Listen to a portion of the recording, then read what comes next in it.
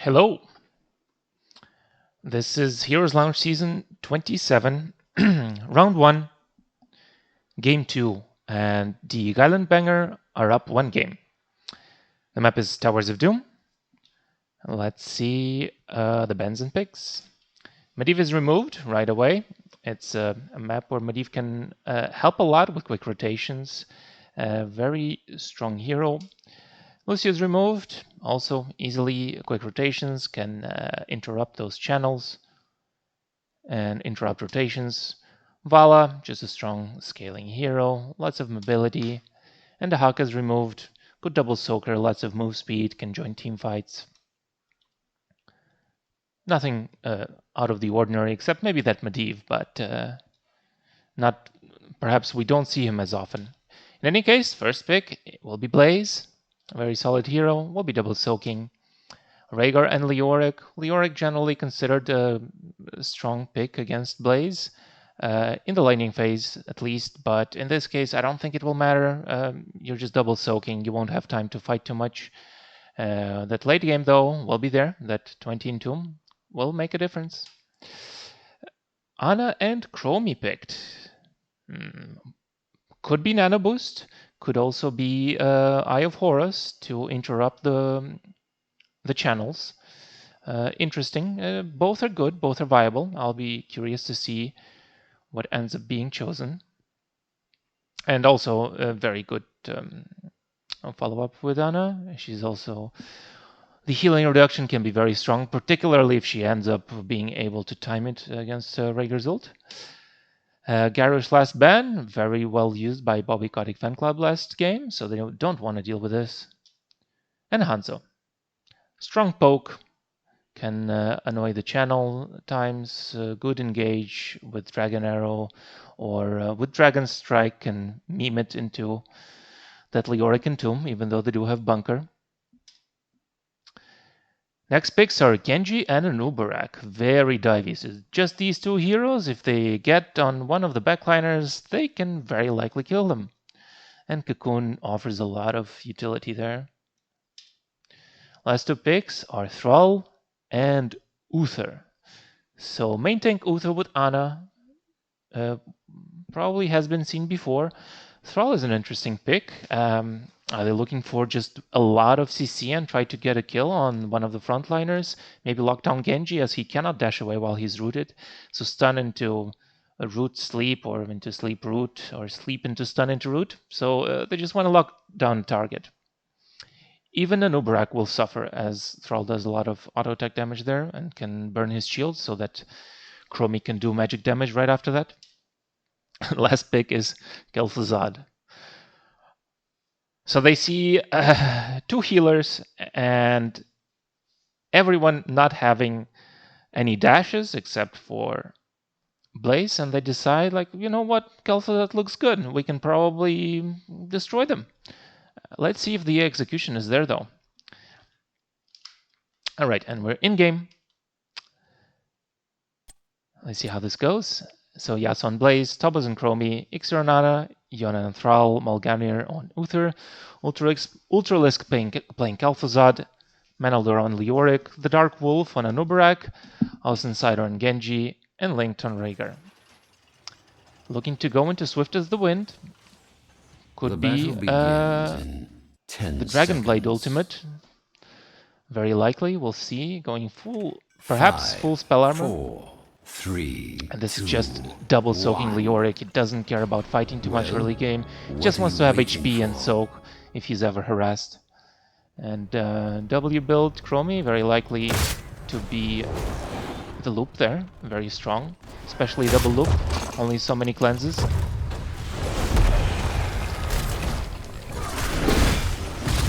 Stuns, another root. Oh, but he might be able to get out. But he, if there's no heal, he dies. The heal is there just in time. And you see how much CC that was put on them. With the Blaze there, like, they almost killed them. Sneaky sleep, not connecting. But now there is no CC follow-up, so this, he might be in trouble here. There the Kel'Thuzad getting the stacks in. Already 4 in.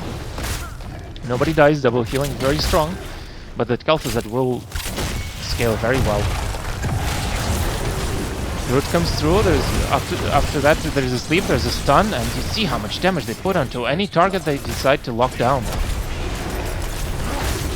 That Rolling Thunder doing a lot of work there as well. So the spell armor doesn't really matter if they connect the CC and chain it. Oh, look at that! Look at how much damage they do off of that sleep, a great sleep by Ixir. And right now it's looking really bad for the red team.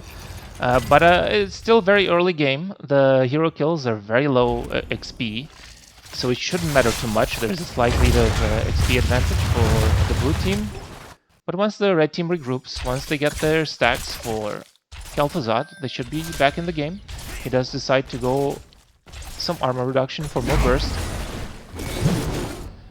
The blue team, the Bobby Kotick fan club, has already done their camp, and they're looking to maybe just keep the blue team honest, not to get the camp too much for free. Will they be able to clear the pumpkins? What are they called? Sappers.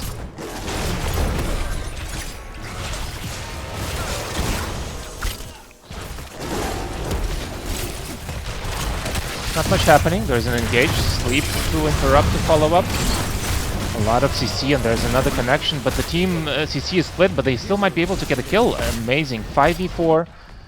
Leoric not there to help, and he probably couldn't really have helped. Like, that slow is probably just not enough. The hard CC is so strong for this team. 1, 2, 3, 4. It's just a lot to handle if they are able... Oh. The Thunder could have randomly killed that Kel'Thuzad, but because it doesn't and the heal comes through, they decide to stay. Genji stacking that Q. Not sure if he'll go for Dragon Blade, looking to harass middle. If there's a big slow, not sure if Leoric had the slow there, but he decided not to use it. Genji just harassing. Bottom being contested by both teams, 3v3. Genji being annoying, as he should be. Leoric was able to get a free pay while Genji was harassing. I'm not sure how much longer he'll be able to harass, and looks like Thrall was able to stop his jump with the root. In the meantime, bottom still harassed at level 4 by Uther, just to harass at range. Put some extra damage in. There's an engage, but it looks like the damage is a little bit split right now. They decide to go for Ana, and the other team is focusing on Uther. That trap might have been actually worse. While Uther had no cooldowns, the rest of the team were getting their cooldowns back, and that is the end of Uther. He will maybe heal a minion here, and he does. And the momentum is mainly even. Structured damage being returned. You see the XP is still a little bit a slight lead for the blue team. There was also a middle tower taken. Structure advantage was for the blue team, but now it's mostly even, just a little bit split. Camps are almost up. Let's see what teams decide to do. Looks like they're looking to harass Thrall, who is in turn is looking to harass Leoric. No engagement happening. They don't think they can get a kill. They prioritize the camp because they didn't start theirs. There's Sands, not the loop. Big connection by Kel'Thuzad. He's getting his stacks in. Oh, a lot of pressure on Kel'Thuzad.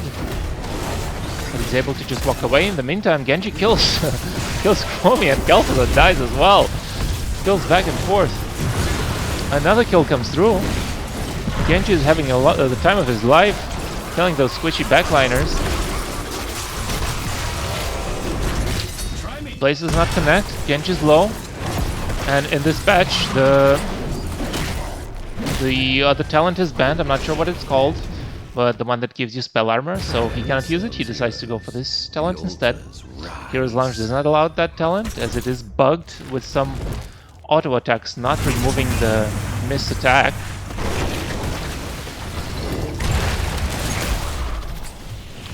Interesting Sans choice. I'm not sure. There's a big CC connection, but oh, so much damage. It's just disgusting. The blue team has level 10s, and the red team does not. So for a split second, while Anubarak is dead, it looks like they will get at least one pay-in. Leoric is looking to... Oh, they might... If they check that, they could have killed him, but he's just sneakily trying to stall. Looks like there's no one is in position. This Thrall feeling very, very, very brave. And as long as there's no CC, he doesn't die. Divine Shield comes through. Blaze connects. Dragon Blade doing damage, but no, he decides to take a rest and sleep. A lot of shield value there, but he still has to dash out. As Anna's slow and damage reduction means he cannot do a lot. Cocoon comes through. Teams are splitting a little bit. A lot of damage. On both teams, a lot of CC coming through with Kel'Thuzad, who's probably fully stacked up to this point. Not yet. Anna dies. She can only walk away. Bunker is there to help. Rhaegar dies. It's just back and forth all around. Teams are basically even in XP. Almost even in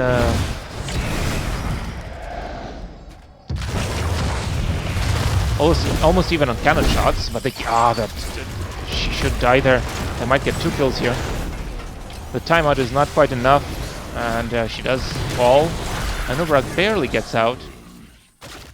He didn't go for the full spell shield, just the level 1. I'm not sure how much that helps him. There's a lot of auto attack damage from here with those CC. Just the Thrall by himself is scary with that percentage health damage on level 1. And probably on 16, I believe. In any case, he thought it was the best chance for him to survive rather than any of the other talent. The Regent Globe doesn't matter, and the Beetles probably won't help either. So probably still the best choice for his situation. Tries to go in, but he decides to stop it short as she ran out of range.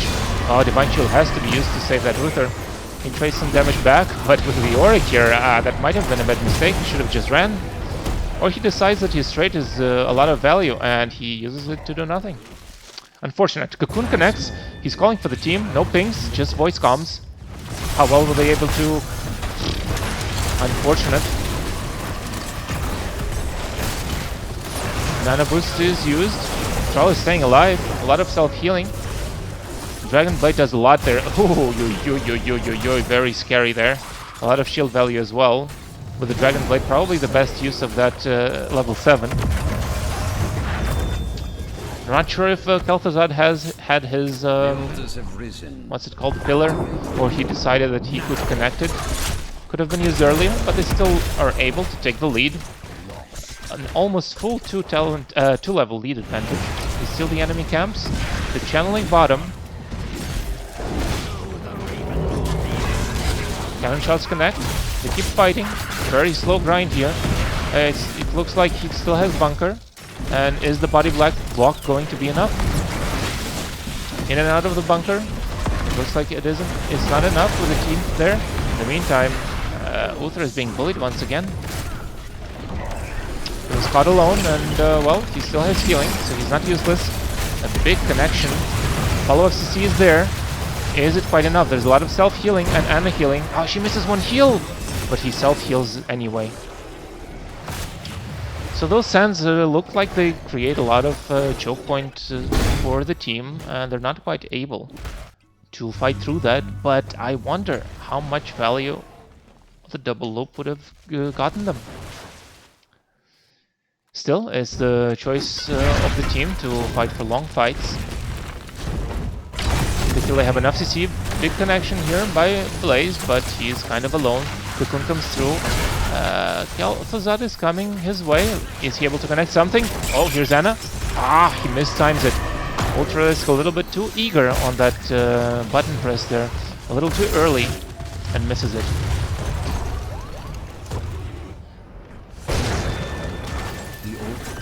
The slow comes through, but no one is in position to follow.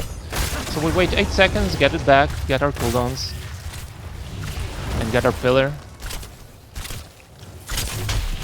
Now controlling this bottom fort is very good for the red team right now. They're almost level 16, very much ahead at this point. And let's see if the... Oh, big slow, and now Kel'Thuzad should be able to get the perfect setup. He doesn't, but Divine Shield is there to save Anna. very good for both teams. There's a Thrall flanked, and right now it's advantage for the blue team. They are 5 right here. Dragonblade comes through. It's a lot of damage. Nanoboost comes through. It's on Uther. Blaze decides he doesn't want this fight. Yeah, very interesting choice.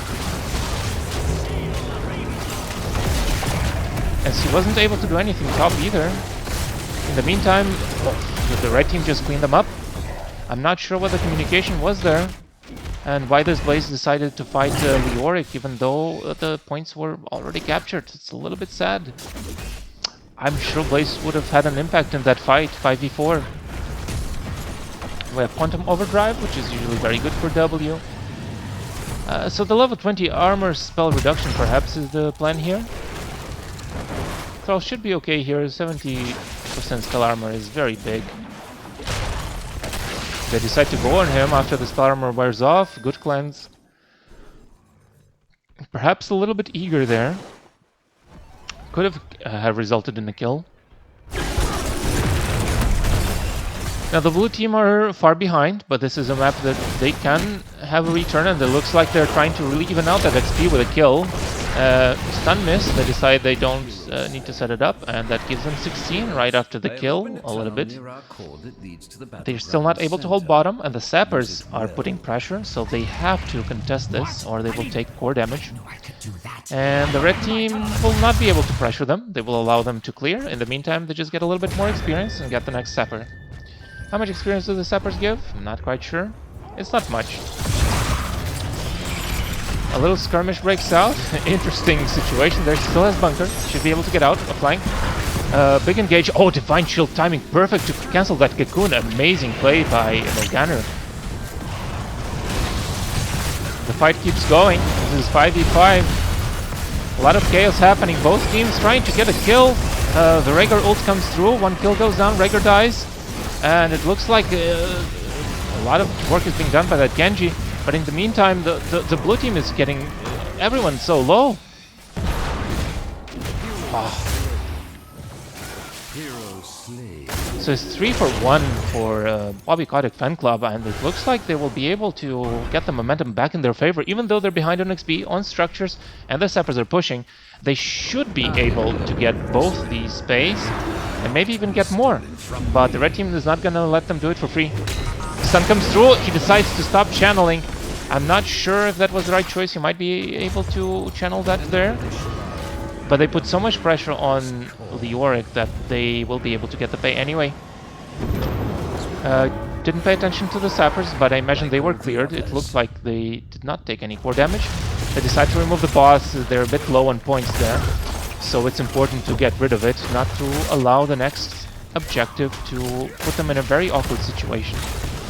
So they put this on a timer, and the next objective, even if they're far behind, they will not lose the game, as the enemy team is ahead in XP and controls structures, so they could... Big sleep, Sands, he still has his E. The rest of the team is there to kill him, so he will die. Probably a bad choice to use that Entomb there. He could have saved it. Oh, big engage, but the timeout is there. Keeping it safe, not using Divine Shield, trusting that Chromie knows when to self-save, so good teamwork over there. The blue team are still trying to put pressure on the map. Not sure how the structures are looking in the other lanes. It looks like they're both fairly defended, but there is a slight advantage here. Both teams in position to fight, and you see Leoric is almost up, but with that cheating death passive, he would be able to get that Entomb, but because he doesn't, they decide they just back off. 5 seconds, almost the same, maybe it didn't matter. And Bobby Kotick Fan Club finally retake their structure, and there is some pressure on the Blaze, and he still has bunker, but it's a very bad position for him. I think they have enough CC to kill him with the Blaze ult being used there. A big shield there, but it's so much damage. Divine Shield used, he's still alive, he's getting out! Oh my god! And it keeps him alive, and they're taking back this fight! They get a kill on Rhaegar instead. Very well played by Bobby Kotick Fan Club. This is exactly what they needed to come back into the game. They're getting the pay in, they're putting back pressure on the sappers. These will connect to kill the towers, as will these, and they should be able to get this fort bottom. Now the next objective might be top, as the last one was bottom. Didn't check the talents for a while, my bad. It is that level 20, level 18 slowing sands, the unraveling, reducing their spell armor by a lot, increasing their damage. And it allows her to permanently have a sands on the floor. Now Bobby Kotick fan club is in the lead, and they pretty much evened out the cannon shots. And with the structure advantage, it's pretty much the same. Anna goes for that level 20 range increase and attack speed. Oh, big engage on the Entomb, and the Entomb comes a bit late. They kick Leoric in the face. Blaze is not there. They don't need him, it seems. Blaze can just keep pushing the structure. This is a very big advantage for Bobby Kotick fan club right now. Oof, so they keep connecting their kills. They're killing another structure. So the Geilen banger desperately take the fort back, but very quickly. They're so far behind right now. It's such a bad spot for them. Now Leoric does cheat death. An attempt being made by Ultralisk over there. As it should be. It looks like there will be a 5v5 fight with almost everyone's ultimates up, except for Thrall. So looking for a big, spicy fight right now.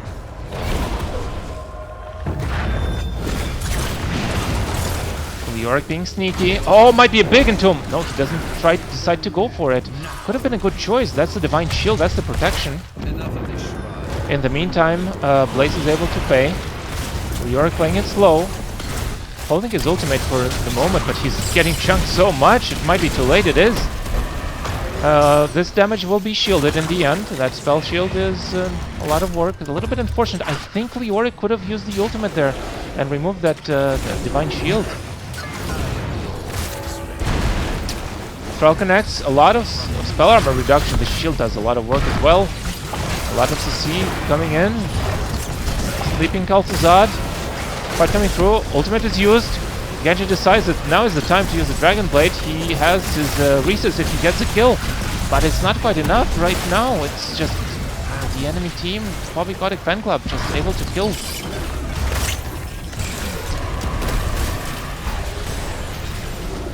Looks like Bobby Kotick fan club is really taking the lead with this composition. A lot of CC, a lot of self-sustain, a lot of healing, a lot of protection. They keep fighting behind the fort. And you will see how much value this level 18 Unraveling does. It doesn't matter. Blaze gets down, they go too far, they're a little overconfident right now.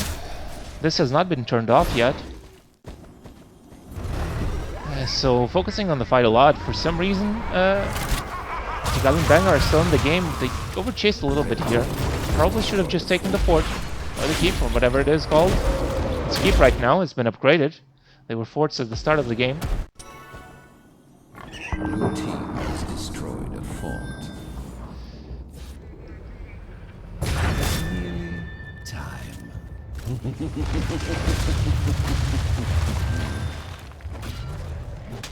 Yeah, my bad. Don't know how to turn that off. Anyway. Trying to attempt to contest here at the Pumpkins. It's a really tough spot with 2 spawn points on the top. For the team the Geilen Banger. The time is now. They're in position to stop the channel, as any one channel will end the game. And anyone who wins the fight right now might just win the game. I'm not sure. The Geilen Banger is not. They don't have enough, but they engage on Blaze, but he has the spell armor, so it will be a huge shield right up to the bunker. Oh, it doesn't work. Interesting. Didn't know that's how it interacted. And Leoric is just farmed again. He didn't use his ultimate. It's a bit, oh, he's amazing play. Using that using that Divine Shield to guarantee finishing the channel Very well played by Kotick Fan Club, and it is tied to 1-1. Very entertaining game, very back and forth.